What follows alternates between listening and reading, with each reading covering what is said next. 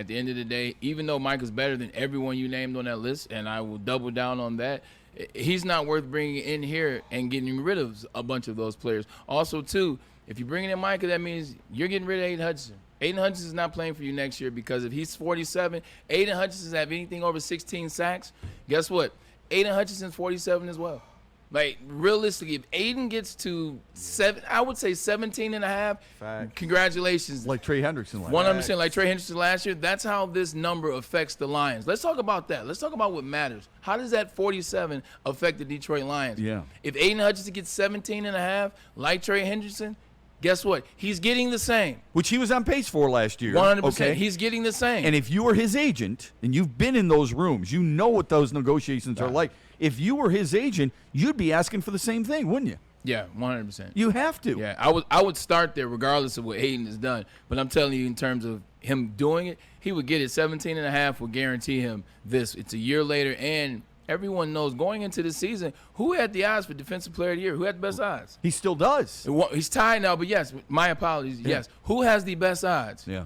It's the guy that's your left end right now. So it's telling you how the league values him. That's telling you how Vegas values. And I don't put a lot of stock in Vegas, but you should, because when they put something out there, they tend to be in the ballpark. They tend to be in the ballpark. Do you think this is Green Bay's way of saying we're all in? Chips to the middle of the table. This is a year. If you want to use the stupid word window, go ahead. This is a year in which they feel like they can get it done. This is the San Francisco 49ers acquiring Christian McCaffrey. This is essentially what it was. Nice. The 49ers went all in on that, and they knew, look, we have a damn good team. We have the defense we want. We got some key players on offense. We have a line. If we can just get that one special player, and they went out and got him, I feel like that's what Green Bay believes they are. Matt LaFleur's, before this particular last 3 years, he's 13-3 3 times in a row. He did that with Aaron Rodgers. He knows to get the team. He knows how to win games in the regular season. He knows how to get home field advantage in the regular season. And now you add that offense. They love Tucker Kraft. They drafted the guy in Golden. See, we don't talk enough about Golden because it's like, oh, he's just another quick. No, he's not. Matthew Golden is going to be nice. And last time he's going to be a problem, isn't he? He is. Reed and Dubes. And, you know what I'm saying? And now you have Josh Jacobs that has, like, that offense is going to be good. I think Jordan Love will be better this year. And now they have a defense that has 2 Pro Bowlers on that. X in the safety. On that 100%. Well, on that defensive line. Yeah. On that front, they got 2 Pro Bowlers, Rashawn Gary and then Myles Garrett. Yeah. And not Myles Garrett. Micah Parsons just as good.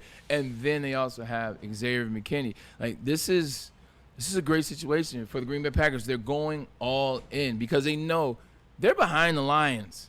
Like, they were supremely behind the Lions. As good as that roster is, the Lions have owned the Green Bay Packers with the exception of one game. 6 out of the last 7 times. They don't look the same when they play the Lions. They don't look comfortable. Jordan Love doesn't look the same. Matt LaFleur's, he always on the sideline. He looks tense. He's looking down. He's looking up. He's looking down. He's looking up. Dude, it's a compliment to the Lions. 100%. They know. I love hearing this. They know this is the team to beat. We've got to chase them. And they've got to go get something out.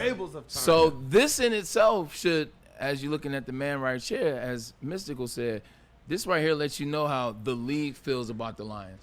Like, we come up here and talk about, well, this guy left and that guy left, and they can be this because of that. Don't listen to us. Don't listen to what you see. Pay attention in your eyes. The ones that know, which is the Green Bay Packers, the Minnesota Vikings, the Chicago Bears, they put their team in the best position this year not to deal with the rest of the league. The league starts with Ford Field, and this move was made because of Ford Field. Folks, I would tell you this. This is before the preseason began.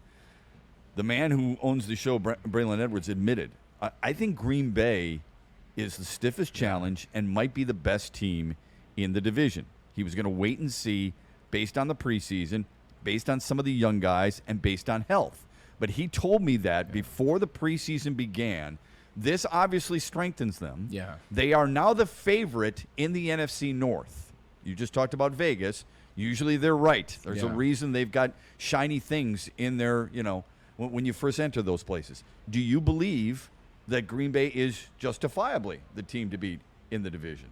No, because what you said was usually right. That doesn't mean they're always right. I disagree with that. I think this gave Green Bay a significant boost. I think this made Green Bay just as good in the long run. But currently as constructed, Detroit Lions are still the tops in the NFC North. I still like the chemistry, the congruency, how they built this thing out. And You're watching the moves. You're seeing the things. I think they're still a better team. It'll take Micah a second to get acclimated. Yes, he's a defensive end and see quarterback, hit quarterback. I get that concept. He'll be good in that in game one, but it still takes a second to get into a team and dial into the chemistry and how they want to call plays and what's going on. So I'm not worried about game one. Like, this is going to be still a great game, but I'm not worried about the Lions in terms of being now supplanted by the Green Bay Packers. It takes more than an amazing rush in. Now, he's amazing. Yeah. But I'll tell you what I'm excited for. Not great against the run, by the way. 100%. I don't want to be nitpicky here because it's really hard Jerry to play Jones at that was. level. Yeah, he was. Well, Jerry Jones, yeah, and here we go. He's also kind of a football idiot. But 91.5% is the grade for Micah Parsons against the pass. Yeah. That's how good he is. Against the run, he's mid-60.5%. Mid-60, so 64.5%. Yeah. So there's a steep drop-off in that regard. If Jerry Jones thinks he's going to fix it only with Kenny Clark, who's a good player, but he's not an impact player that Micah Parsons is. Can we talk about that? What really happened? Sure, go right ahead. Yeah, I think what really happened. Because I listen to a lot of Dallas people today, so I'd love to get your thoughts on it. This is what I think what happened with the Micah Parsons situation. Jerry Jones always takes care of his. All the guys that he drafts that are his homegrown guys, he will take care of you. He has been through war with many a player. He has allowed many a player to break the law. He'll bend the law. He will bend the law for the players, other things. The documentary is right there for us. He's allowed many players to hold out, still pay those players. He's allowed a lot of players to say a lot of things in the media, still wrap the blanket of the Dallas Cowboys star around them. I think what happened with Jerry is he's a victim of what he allowed. He's allowed the players to run the show. He's allowed them to run the show since the 90s when he took over the team. He's allowed them to do whatever he want, always cover for them.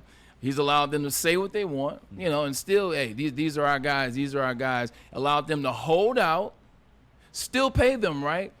But along came an individual in an era where he has a microphone. He doesn't need Jerry Jones. He doesn't have to kiss the ring of Jerry Jones. Because everybody's called Micah Parsons his year one the greatest incarnation since Lawrence Taylor. And then he has a podcast which he can tell the people those same things. He could tell them how he feels about Jerry Jones. He could tell them how he feels about Mike McCartney. He can tell them how he feels about Brian Schottenheimer. He can tell them how he feels about Dak Prescott. Right. He's got a Ezekiel platform. Elliott. He's got a really impressive platform. Amazing platform. Colin Cowherd, they do their thing well. But he does that. He says that. And now he's become just as big as Jerry Jones, right, essentially. And that's not what you can have as an individual tolerating anything. You want the guys to come to you. You still want to be the top dog. And Micah Parsons didn't need Jerry Jones, and this is the first time it's ever happened, to be the top dog. Plus, he didn't play the game.